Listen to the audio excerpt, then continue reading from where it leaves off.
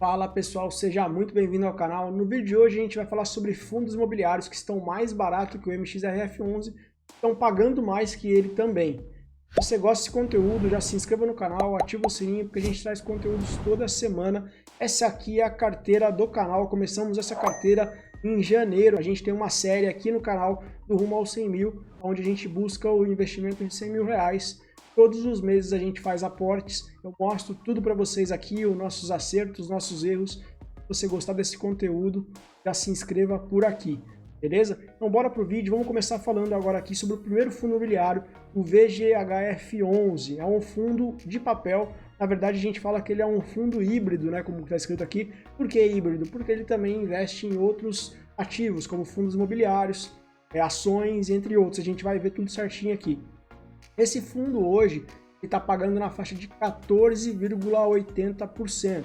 Então 14,8% ao ano é uma rentabilidade superior ao MX. O MX hoje está pagando em 12,29%. Então o VGHF11 está pagando muito mais que o MX, está com valor abaixo do MXRF11. A gente vai ver sobre esse ativo. Então, os últimos dividendos dele foi na base de 10 centavos, né? Ele está pagando na questão dos dividendos. Se comparar com o MXRF11, um pouco menos, porém, no dividendo anual ele está pagando mais. Então, se a gente olhar aqui a questão dos dividendos dos últimos anos, 2021 ele vinha pagando dividendos maiores, 2022 ele manteve 0,16, 16, 14, 13, 12 e hoje ele está pagando na faixa de 10. O que está acontecendo?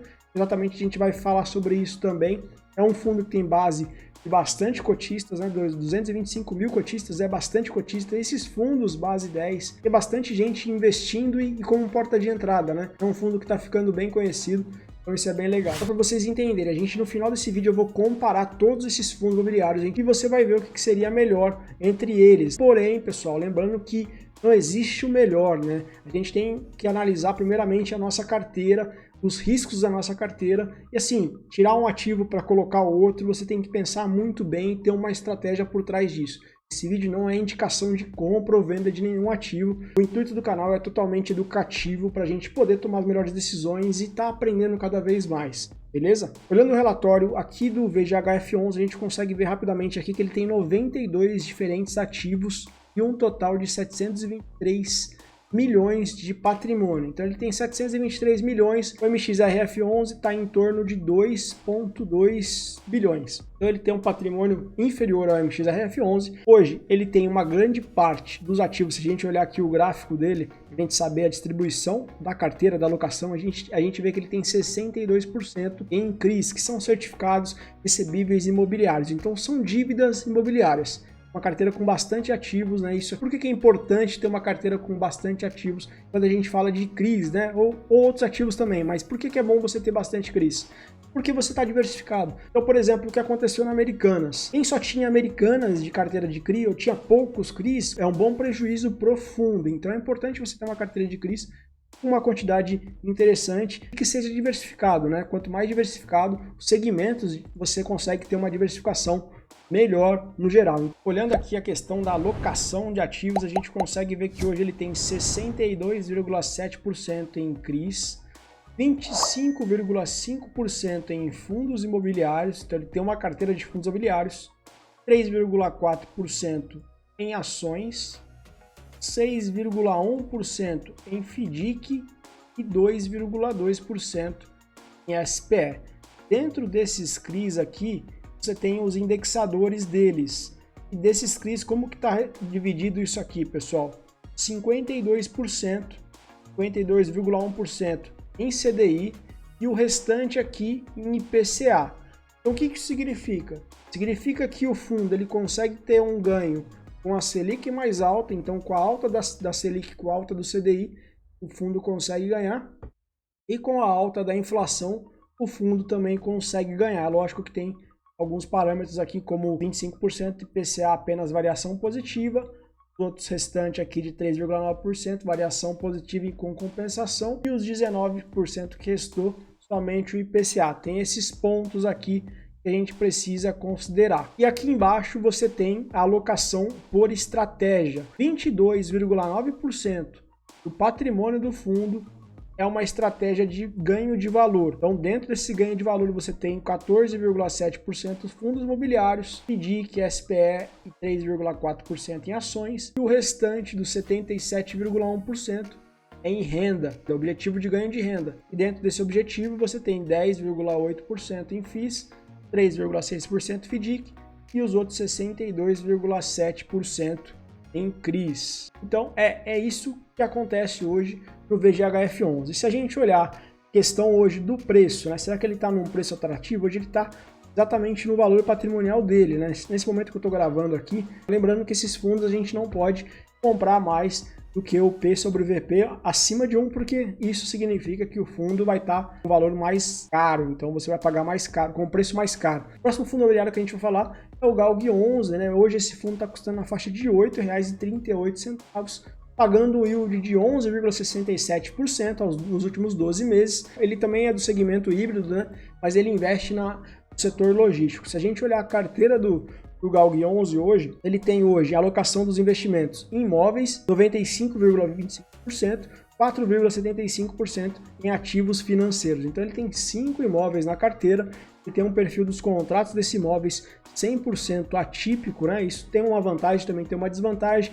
Imóveis atípicos normalmente tem um prazo maior com o inquilino lá dentro, porém também são imóveis um pouco mais difíceis de ser alugados. Então caso esse inquilino saia, você pode ter um pouco de dificuldade para realocar uma outra pessoa ali dentro. Olhando agora o portfólio aqui, a gente consegue ver que está distribuído em 4 regiões diferentes, né? Por estado, a gente consegue ver Rio Grande do Sul, Bahia, Pernambuco e São Paulo.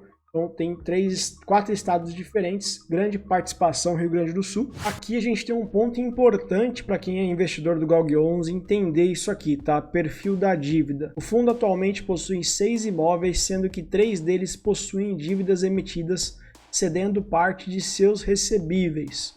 Todas as alavancagens foram realizadas sem carência de juro ou amortização na estrutura das dívidas. Seus prazos de liquidação coincidem com o vencimento dos seus respectivos contratos de locação. Então o que isso significa, pessoal? O fundo hoje tem 38% do patrimônio em dívidas, né, que equivale a 3 imóveis, isso que eles estão falando. Dentro dessa dívida, eles conseguiram fazer o seguinte, eles colocaram os mesmos prazos das dívidas, os prazos de locação.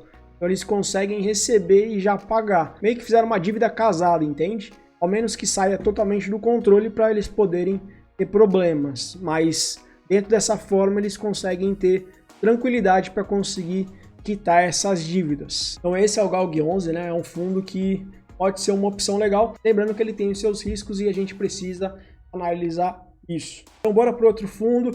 Outro fundo é o VGIR11. Esse fundo aqui, ele também é um fundo de papel, né? Hoje ele está na faixa de R$ 9,76, pagando um yield de 15,36%. O yield mais alto de todos que a gente falou aqui. Então ele está pagando um yield bem interessante. Hoje ele está com um valor um pouco acima do seu valor patrimonial, pagando o último rendimento 13 centavos. Vai pagar, né? Dia 17/2, desculpa, já pagou. Dia 17/2 pagou 13 centavos. Legal, se a gente olhar a questão dos dividendos, nos últimos 5 anos a gente consegue ver que ele vem num crescimento de dividendos, né? Já pagou 9 centavos, ele vinha pagando 8, pagou 9, foi crescendo 12, 12, 13, 13, vem mantendo 13 mais ou menos aí, ó. 11, 13. Se a gente olhar o relatório dele, né? A gente consegue ver aqui que ele é um fundo com 92,9% do seu patrimônio liquidados e alocado em CRIs, então é praticamente um fundo totalmente de CRIs, né? Com 47 diferentes operações, então ele tem 47 CRIs, num total de 923 milhões de patrimônio, então ele tem um patrimônio muito próximo ali do VGHF11, se a gente for olhar, né? E se a gente olhar aqui a questão da alocação, a gente consegue ver que ele tem 92,9% em CRIs e 7,1% em caixa. E olhando o indexador desses CRIs, a gente consegue ver que são 96,3% CDI, 3,7% IPCA. Então aqui já consegue explicar o possível aumento dos dividendos daqui para cá, ó, pessoal. O aumento da Selic proporcionou o aumento desses dividendos aqui, por isso a gente está num patamar alto de Selic, 3,75. Então esse fundo está sendo beneficiado porque grande parte dos CRIs que ele tem em carteira são indexados ao CDI, pouquinho ao IPCA. Então você começa a entender que tem fundos que são alocados mais em IPCA, né, são indexados mais ao IPCA, então se a inflação subir, esse fundo paga mais, e aqui, se a taxa Selic estiver alta, esse fundo aqui paga mais. Então, são formas diferentes do mercado, e tem fundos como o MXRF11 que também tem um pouquinho de cada um ali, consegue dar uma segurada dos dois lados. Então agora a gente vai olhar aqui a questão do comparador. Lembrando que isso aqui, pessoal, é uma comparação bem rasa, tem vários indicadores aqui que a gente está comparando, porém que você tem que levar em consideração várias outras coisas que você tem que estudar mais a fundo para você poder tomar suas decisões. Lembre disso. O que aqui está mostrando? Está mostrando um ranking do primeiro lugar ao quarto lugar, se baseando nesses indicadores. Então olhando agora o comparador aqui, pessoal, eu peguei os 4 fundos imobiliários e aqui a gente está comparando eles e colocando eles em posição, né, desde o primeiro lugar ao quarto lugar de melhores, porém aqui são só alguns indicadores, não leve em consideração somente isso aqui, tem mais análises que você precisa fazer, principalmente do risco da sua carteira, tá? Então aqui o que a gente está analisando? Dividend Yield, P sobre VP, porcentagem em caixa, liquidez média diária, e aqui é o CAG dividendos 3 anos, CAG cota 3 anos. É o crescimento dos dividendos em 3 anos e o crescimento do valor da cota em 3 anos, tá? Então, se a gente olhar aqui, em primeiro lugar, VGIR11, ele está ganhando por quê?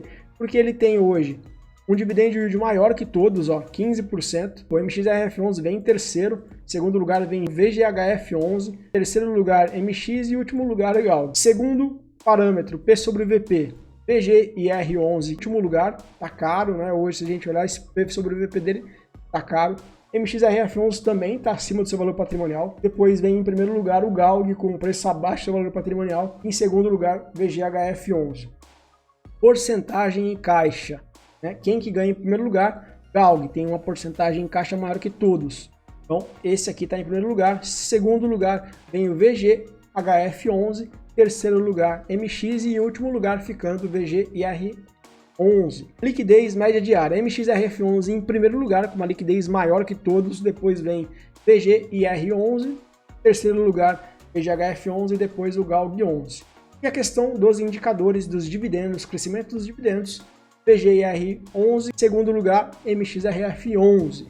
E finalizando aqui, crescimento da cota, VGIR11 ganhando também, e MX ficando em segundo lugar. Então, eu trouxe aqui um comparador legal para vocês terem de noção, tá? E se a gente olhar a comparação da rentabilidade, a gente consegue ver aqui, ó, incluindo tudo, ó, incluindo dividendos, valor diário, igualar a série histórica. Se a gente olhar nos últimos 10 anos, a gente consegue ver que na questão da rentabilidade total, o MXRF11 ganha em primeiro lugar. Em segundo lugar vem o VGHF11.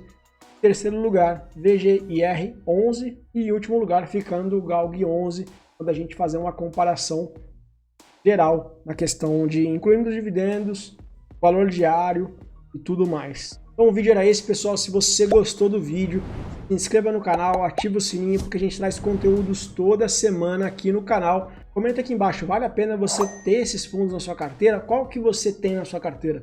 Até a próxima, tamo junto!